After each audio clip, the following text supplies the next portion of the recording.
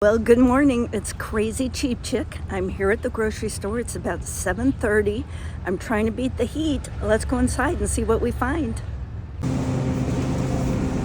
So I used to buy these all the time for $5.99, or they would be marked $5.99 and then they would mark them down.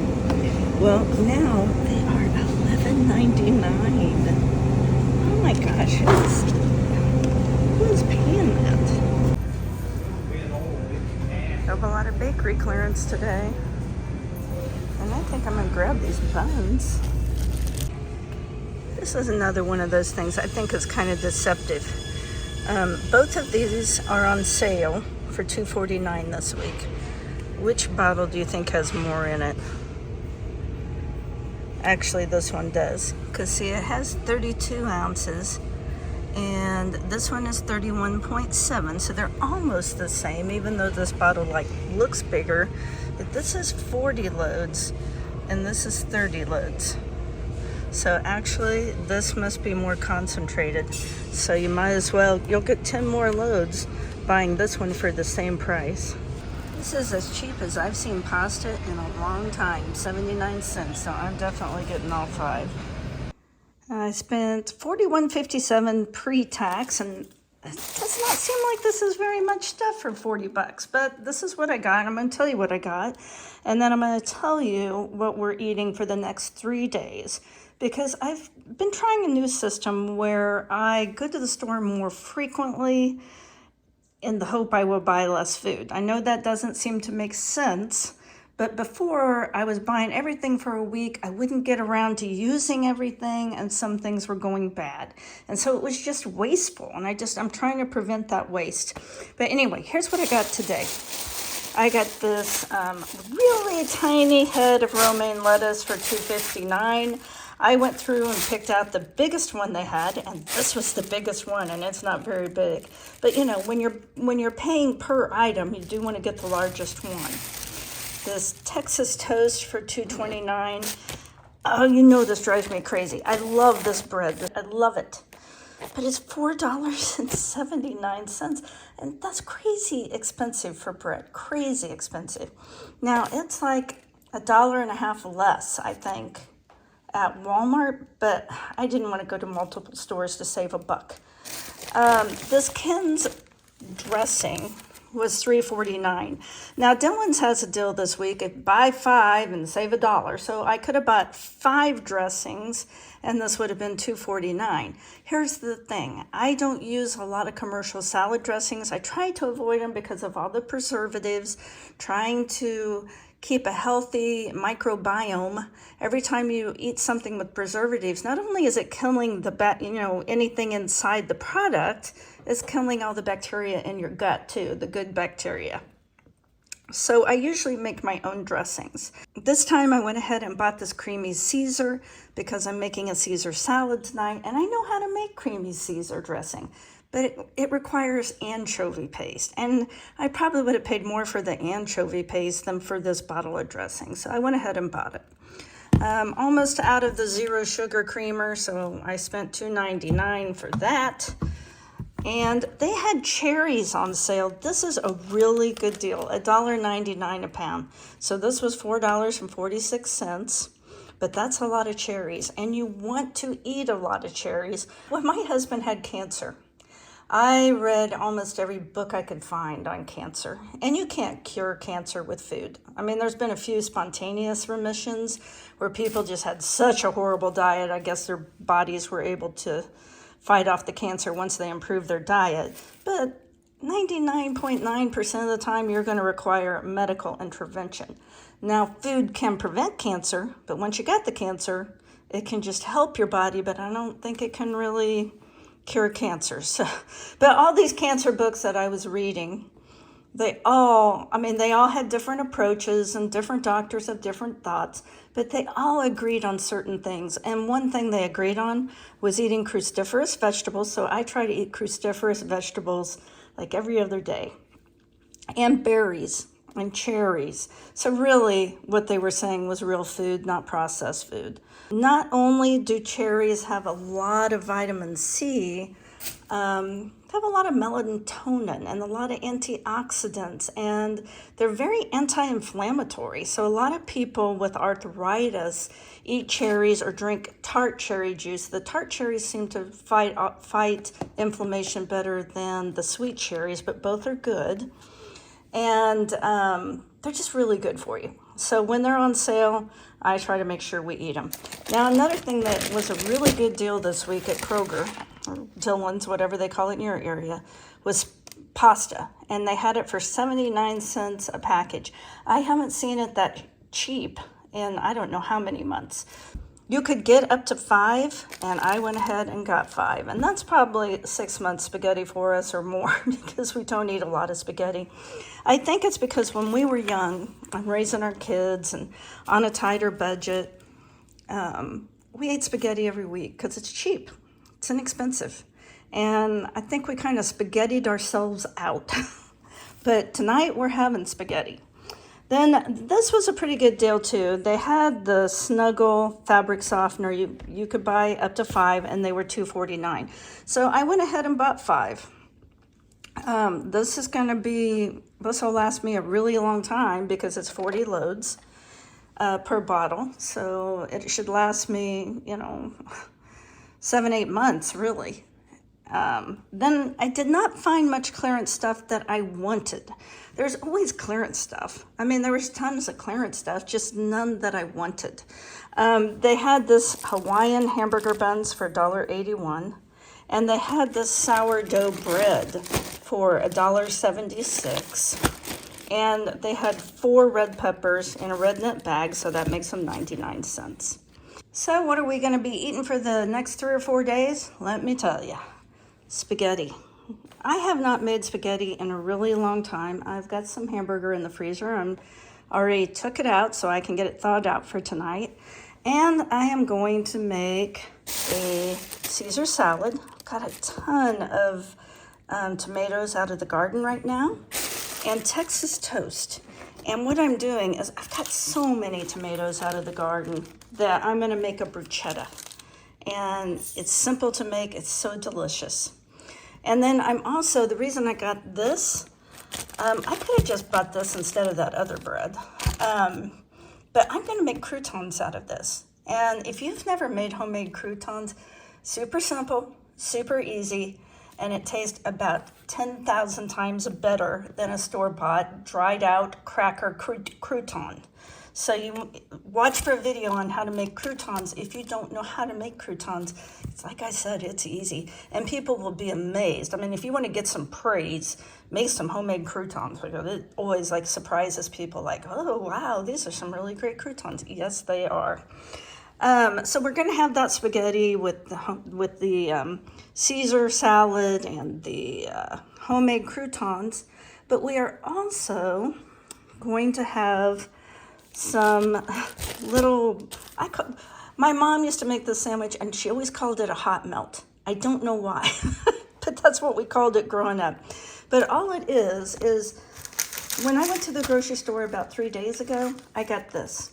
This was some chicken, some boar's head chicken. And I'm just going to make a chicken and cheese sandwich with a garden tomato and some of this lettuce, and we'll have some kind of side with it. Probably something out of the garden, because I'm getting so much out of the garden. And the reason I splurged on this bread, I love this bread. I mean, don't get me wrong, it's delicious. It's just expensive. Is because also when I went to the grocery store 3 days ago, I found this fully cooked traditional bacon for $2.05. Now, bacon's on sale right now for about $3.99, so this was about half what it normally costs. And it's easier because it's already pre-cooked. But I don't really mind making bacon. But we're going to have BLTs with this bread. But that is a lot of stuff to pick in one day. And there's more out there that could be picked that I didn't. I'm going to wait another day or two. Well, guys, thanks for watching my video all the way to the end. I hope you got a little something out of it. Tell me what bargains you're finding and ways that you are saving money. I'm always looking to learn also. I really do think these smaller hauls are probably going to save me money overall, because I was just buying way too much food. And a lot of it, even though it was clearance food, if you don't eat it, it's just money thrown away. And sometimes I just get excited and like, look at this great deal. So today I saw some great deals, but I wasn't going to eat it in the next 3 days, so I just didn't buy it. And I think this system is probably going to work a little bit better for me. I hope so. I'm not going to be able to do it every week. It's just going to depend on my work schedule and what's going on in my life. But overall, I'm excited. I'm excited to see if I can save even more money. Now, something my grandpa used to say. My grandpa, he was pretty well off. He had accumulated things throughout his life. He wasn't born rich. He was a self-made man. But he had a second home down in Texas, so they spent half the year up here in the north, and then they would go down to Texas and spend usually about 4 or 5 months. And so he owned 2 homes, and we would always go see him down there in Texas, and it was always a fun family vacation. And everyone that lived in their community was just like them. They had a little bit of money. They'd accumulated something, or they couldn't have a second home. And they were some of the cheapest people I've ever met in my life. They wouldn't go out to dinner without a coupon. Everybody split meals. And if someone found a clearance rack or a deal, they were running around that little community and telling everyone else. And my grandpa looked at me and he goes, "These are all rich people." And he said, "This is a game to them. It's a game." Well, they got rich by being that way to begin with, by not spending a lot of money throughout their lives. And so it allowed them to retire comfortably. And they never gave that habit up, even once they had money. And so if you don't have that habit now, it's time to develop that habit, because I think some hard times are coming, my personal opinion. I know they say inflation is coming down, and it will for a while. But my personal opinion is, as we have these extreme weather events, it's going to affect crops. It's going to affect supply chains. I think some food is going to continue to be extremely high or unavailable. That's my personal opinion. What do you think? I'm curious. Another thing I want to say about saving money is there's when you're married and you're trying to save money, you have to both be on the same page. I always say in my marriage, I'm the brakes and my husband's the gas. And not that he's an extravagant spender, because he's not, but I'm the one who's like, do we really need that? Do we have to buy it? I don't know. Let's just go home and eat. I'm that person. And my husband is a little bit more of a spender. If you want to save money, though, or you want to get out of debt, you've got to get on the same page. Now, what happens is if you are both people who put on the brakes all the time, and that's how one set of my grandparents were. They were both heavy on the brakes because they came through the Great Depression. They were always worried another Great Depression was coming, and they accumulated a lot of wealth before they died because they never spent a buck. I mean, they lived in the same house their whole life. It's a really small farmhouse. They would keep the same car for a long time. They never bought clothes. They were exceedingly frugal. And it was because of their experiences in the Great Depression. And so they accumulated a lot of money. They made good money farming. I'm sure they had good years and bad years, but mostly they accumulated money because they didn't spend it. Now, there's another extreme, and that's where both partners are gas. And if you have both people like to spend, you are poor, because you need to have some modulation there. You can't, if you're both extreme spenders, most budgets can't handle that. So in my marriage, like I said, I always say I'm the brakes, he's the gas. And in some ways it's good he's the gas, because I would be like my grandparents. I would never spend anything. And he's the one who keeps everything maintained and makes some decisions that I'd be like, nah, we don't need it, when really we do need it. And, also, he's not as risk averse as I am. And so, like when we started our business, I was like, I don't know, working for people, you got health insurance, you're guaranteed, But actually, it turned out to be one of the better decisions we've made in life. So, it's good that we balance each other out and kind of meet in the middle. If you're both like that, then even better. If you're kind of in the middle, someone who spends money but only as needed. Anyway, those are my thoughts. What's your marriage like? Are you the gas or are you the brakes? And think about it. If you're the gas and someone else is the brakes, that's hard on that person because they're wanting to spend and you're preventing them from spending. And if you're brakes, you're kind of miserable because you don't want to spend and the other person is spending and it's driving you insane. So you've got to get on the same page. If you want to save money as a couple, you've got to get on the same page. And usually that means the spender has to spend less and the frugal person has to come up a little bit and reach a happy medium.